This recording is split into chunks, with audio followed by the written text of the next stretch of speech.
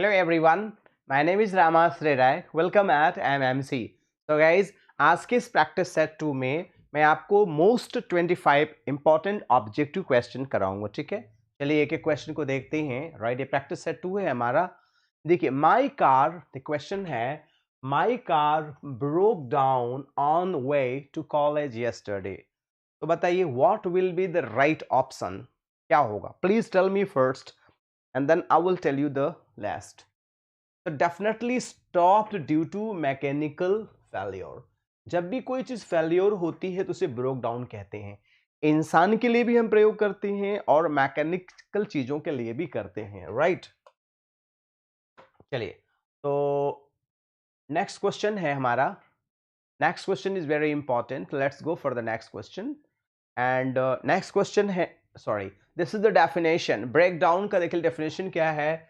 Stop working properly, किसी कोई चीज चल रही है एकाएक रुक जाना, ठीक है। जैसे the truck broke down in the desert, जैसे ही हमारी ट्रक रेगिस्तान में पहुंचती है वो ब्रोक डाउन हो जाती है, इसका मतलब it stopped working. Next, break down इंसान के लिए भी होता है, बिकम मेंटली इल, है ना। जैसे कहते हैं ना, he is a broken down person, he broke down, ठीक है। आप कह सकते हैं she broke down after her husband, है ना, after her husband's death. She broke down after, है ना, हर हस्बैंड्स डेथ। देख सकते हैं, this is the best example. Next है the prices are going up, leaps and bounds का मतलब क्या होता है? What is the meaning of leaps and bounds, बताइए, कम ऑन। तो जो राइट ऑप्शन होगा वो होगा rapidly. Leaps and bounds means rapidly. जैसे my business is increasing leaps and bounds, लिखा है ना, with a very quick progress. Leaps and bounds means with a very quick progress. देख सकते हैं, the profits of my company are increasing by leaps and bounds. Next question है, we kept out fingers crossed till the final, है ना, results were declared. इसका option क्या होगा, बताइए फटाफट। ओके, तो डेफिनेटली वेटेड एक्सपेक्टेंटली हो जाएगा, ठीक है। बड़े, है ना, अधीरता के साथ वेट करना। To hope for the positive outcome, इसका जो बेहतर लिटरल डेफिनेशन होगा, to hope for a positive outcome. जैसे keep your finger crossed that I get the job, ठीक है। नेक्स्ट है तो फिश इन ट्रबल्ड वाटर। आप देखते हैं मछली मारने वाले क्या करते हैं, पानी को गंदा कर देते हैं, एकदम गंदा कर देते हैं। इससे क्या होता है, मछली को ऑक्सीजन ठीक से मिलती नहीं है और वो ऊपर आ जाती है। लोग उसको क्या करते हैं, आराम से पकड़ लेते हैं। तो फिश इन ट्रबल्ड वाटर का मतलब क्या होता है, to make the most in bad हो जाएगा, बिड नहीं होगा, इन बैड सिचुएशन, ठीक है। तो आप इसको देख लीजिएगा, तो ये होगा to make the most in bad situation. किधर मौके का चौका, मीन्स किसी के भी विपत्ति का फायदा उठा लेना, किसी के मजबूरी का नाजायज फायदा उठाना, इसे हम लोग बोलते हैं to make the most in a bad situation, ठीक है। BAD हो जाएगा। Fish in troubled water, take advantage of confused situation, clear. Next question है, between the devil and the deep blue sea. आपको मैंने इमेज बताया था कि एक इंसान यहाँ खड़ा है, इधर साइड क्या है, समुद्र है, और इधर साइड एक बहुत बड़ा राक्षस है, डेमन है। तो आपकी कंडीशन क्या हो जाएगी, खतरनाक हो जाएगी। तो ये क्या हो जाएगी, डायलेमा, इन डायलेमा। इसका मतलब इधर जाऊं कि उधर जाऊं, बड़ी मुश्किल में हूं कि इधर जाऊं। To be in a dilemma, देख सकते हैं, between the devil and deep sea, to be between two equal unpleasant situation. भाई इस साइड भी रिस्क है, इधर भी रिस्क है, तो जाहिर सी बात प्रॉब्लम ही तो प्रॉब्लम है। टू कट द क्रैकल का मतलब क्या होता है, इसका मतलब होता है to stop talking and start the work, मतलब बातें करना बंद करिए, काम करना शुरू करिए, ठीक है। तो स्टॉप द क्रैकल का मतलब होता है if you tell someone to cut the crackle, you are telling them to stop talking nonsense. अगर आप किसी को कह रहे हैं cut the crackle, stop talking nonsense and continue the work. जैसे लोग कहते हैं ना, फालतू की बातें मत करो, अपना काम करो, माइंड योर बिजनेस, है ना, अपना काम करो। टू गिव करेंसी टू का मतलब क्या होता है, इसका मतलब होता है टू पे मच अटेंशन टू, मतलब किसी को भी करेंसी आप देंगे तो अटेंशन अपने आप ही आ जाएगा। आप देख सकते हैं टू पे मच अटेंशन, जिसको भी करेंसी आप देंगे अटेंशन ऑटोमेटिकली आ जाएगी। ठीक है, टू मिस द बोट का मतलब क्या होता है? पहले के जमाने में बोट ही साधन होता था, है ना? अगर बोट मिस हो गई तो आपको कब बोट मिलेगी कोई भरोसा नहीं है। इसे बोलते हैं टू मिस एन अपॉर्चुनिटी, कोई बहुत बड़ा मौका आपने खो दिया, टू मिस एन अपॉर्चुनिटी। देख सकते हैं ये सज्जन जाना चाह रहे थे लेकिन अब जहाज निकल गई। To lose an opportunity to do something by being slow to act, कोई काम आपने धीरे धीरे किया, आप आराम से धीरे धीरे निकले और आपने ट्रेन छूट गई, आपका लंबा नुकसान हो गया। टू हैव कोल्ड फीट का मतलब क्या होता है? भाई कोल्ड फीट होना इसका मतलब जानते ही हैं क्या? क्या हो जाएगा? Come on everybody, to be reluctant, अनिच्छुक होना, मैंने कोई चीज काम ना करने की इच्छा होना, जैसे मुझे पढ़ाने की इच्छा ही नहीं कर रही, जाने की इच्छा नहीं कर रही है, तो उससे टू बी रिलक्टेंट हम कह सकते हैं। I was going to do a parachute jump but I got cold feet, इसका मतलब फियर ऑफ डूइंग समथिंग, कोई काम करने में डर होना, कोई काम करने में फियर होना, उसे ही हम कहेंगे। ब्लू ब्लड का मतलब क्या होता है? ब्लू ब्लड का मतलब होता है एन एरिस्टोक्रेट, मतलब जो रिच लोग होते हैं उसे ही हम लोग कहते हैं ब्लू ब्लड, है ना? रिच पीपल जो होते हैं उन्हें ही हम क्या कहते हैं? ब्लू ब्लड कहते हैं। रिच पीपल जो होते हैं उन्हें ब्लू ब्लड कहते हैं। नेक्स्ट क्वेश्चन है आपका, वेरी इंपॉर्टेंट है, just go for that and just enjoy the question. Blue blood आप समझ गए हैं, an aristocratic family, a rich family, and the family, है ना, who belongs to a very reputed family, ऐसे लोग होते हैं जो बहुत रिच फैमिली को बिलोंग करते हैं, तो they are called blue blood, right? तो this is a very nice question, because ऐसे ये इस तरह के क्वेश्चन अक्सर एग्जाम में आते हैं, और ऐसे क्वेश्चन आप अगर एक तरह से कह लीजिए कि साइकोलॉजिकली अगर समझने की कोशिश करेंगे तो आपको बहुत ज्यादा समझ में आएगा। ठीक है, तो देख सकते हैं blue blood, the term blue blood refers to someone of aristocratic और नोबल बर्थ। ठीक है, तो ये बहुत अच्छा डेफिनेशन भी दिया है।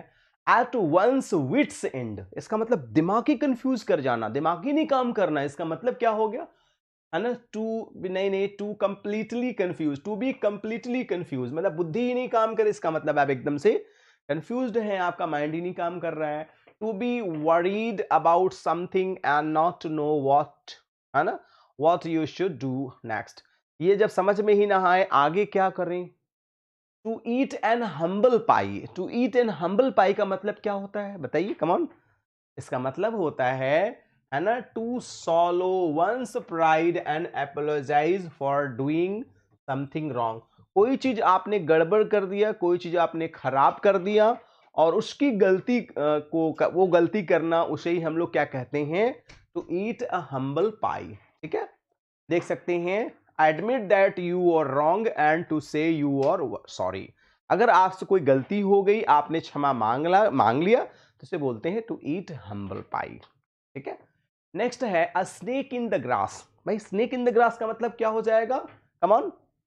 ओके, एन अनरिकॉग्नाइज्ड एनिमी और डेंजर, कोई ऐसा दुश्मन जो अनरिकॉग्नाइज्ड हो, देख सकते हैं आप, स्नेक है इन द ग्रास में। someone who pretends to your friend while secretly doing thing to harm you, कोई ऐसा व्यक्ति जो ये दोष शो करे कि आपका बहुत अच्छा मित्र है लेकिन इंटरनली वो आपका नुकसान पहुंचाए। To turn over new leaf, भाई आप जानते हैं पेड़ का पत्ता गिर जाता है फिर नई नई पत्तियां आती हैं, इसका मतलब कुछ बेटर कर रहे हैं आप। तो definitely to to to change one's behaviour for better, कोई व्यक्ति अगर अपने व्यवहार को चेंज करता है, पहले बहुत सारी बुरी आदतें थी अब वो बेहतर कर रहा है, इसका मतलब कि टर्न ओवर न्यू लीव्स हो रहा है। देख सकते हैं, to change your ways of life become a better more responsible person, अब आप बेहतर इंसान बनने की कोशिश कर रहे हैं। टू होल्ड अ कैंडल का मतलब क्या होता है? टू होल्ड कैंडल का मतलब होता है to be nearly too good as someone in his absence, किसी व्यक्ति के जरूरत में और उसके गैर मौजूदगी में भी उसकी मदद करना, उसकी सपोर्ट करना, उसकी हेल्प करना। टू होल्ड अ कैंडल, देखिए कांट होल्ड अ कैंडल, अरे भाई पहले के जमाने में क्या होता था कि लाइट तो हुआ नहीं करती थी, किसी के यहाँ कोई दिक्कत परेशानी आ जाए तो लोग कैंडल लेके चले जाया करते थे, मदद करते थे, हेल्प करते थे। ठीक है। ब्लैक शिप का मतलब क्या होता है? भाई सामान्य रूप से भेड़ें सफेद होती हैं, ब्लैक अगर उसमें आ गई इसका मतलब कि गड़बड़ चीज आ गई, तो इसका मतलब क्या हो जाएगा? Unworthy person. मैं दिखाता हूं कि देखिए ये है क्या, someone who is thought to be a bad person by the, है ना, rest of his family. Bad मतलब ब्लैक शिप का मतलब फैमिली में सब लोग अच्छे हैं, लेकिन एक उसमें गड़बड़ है। तो आप देख सकते हैं ना, सारी भीड़ें क्या हैं? व्हाइट हैं, एक इसमें काली है। इसका मतलब उस फैमिली में सुटेबल नहीं है, इसका मतलब गड़बड़ है। ऑयली टंग का मतलब क्या कहते हैं? कहते हैं बड़ा ऑयली टंग है तुम्हारा, इसका मतलब आप फ्लैटरी बड़ी अच्छी कर लेते हो, इसे हम लोग क्या बोलते हैं? ऑयली टंग बोलते हैं। देख सकते हैं, to have an oily tongue means to be very smooth with words. कोई आता है ना बहुत अच्छे शब्द बोलता है, उसकी बातें बहुत अच्छी होती हैं। अब फ्लैटरी टंग होता है जिसके अंदर फ्लैटरी करने की कला होती है। लॉयंस शेयर का मतलब क्या होता है? डेफिनेटली होता है greater share of a thing, मतलब कोई बड़ा भाग मिल जाला, उसे लॉयंस शेयर कहते हैं। Means a major part. जैसे कि 100% में 75% बड़े लड़के को मिल गया प्रॉपर्टी, छुट्टे को मिल गया, है ना। देख लिखा ना कि use sentence the elder son took the lions share of the families wealth. Family wealth का उसने लॉयंस शेयर लिया। पिलर टू पोस्ट का मतलब क्या होता है?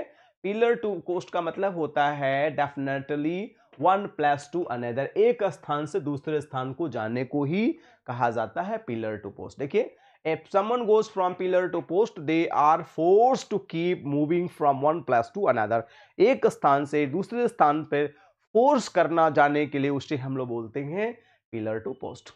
टू बरी द हैचेट का मतलब क्या होता है? हैचेट मतलब जानते ही हैं, झगड़े की समस्या को खत्म करना। तो to make peace, to bury the hatchet means क्या होता है? To bury the hatchet means, है ना, to end conflict with someone and become friendly.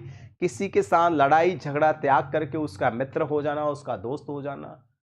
Eight सी, भाई आप समुद्र में हैं तो क्या आप खुश हैं? नहीं। बड़े समुद्र में होना मतलब क्या मानते हैं? डेफिनेटली टू कंफ्यूज अदर्स नहीं, परप्लेक्स्ड हो जाना, परेशान हो जाना, कष्ट में हो जाना। देख सकते हैं अगर समुद्र में सब कुछ है तो इंसान, जैसे समुद्र से कोई आ रहा है, अक्सर समुद्र में छोटे जहाज नावें चलती थी, डूब जाया करती थी, तो लोग टेंशन में हो जाया करते थे। हार्ट एंड सोल का मतलब क्या होता है?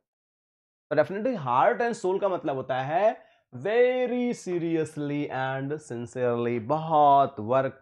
जैसे मैं I work with heart and soul means with full dedication, full with full devotion मैं काम करता हूं।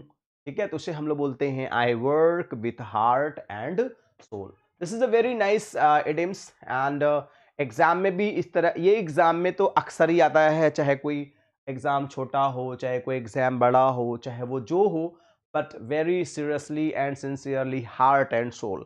तो एक एक ऑप्शन को आप अच्छे से पढ़िए और किसी भी क्वेश्चन को आप मिस मत करिए। अगर आप एक भी क्वेश्चन को मिस करेंगे तो आपको चीजें समझ में नहीं आएंगी। इन अ नटशेल का मतलब क्या होता है? नट तो बहुत कड़ा होता है, उसके अंदर का जो भाग होता है वो संक्षिप्त होता है।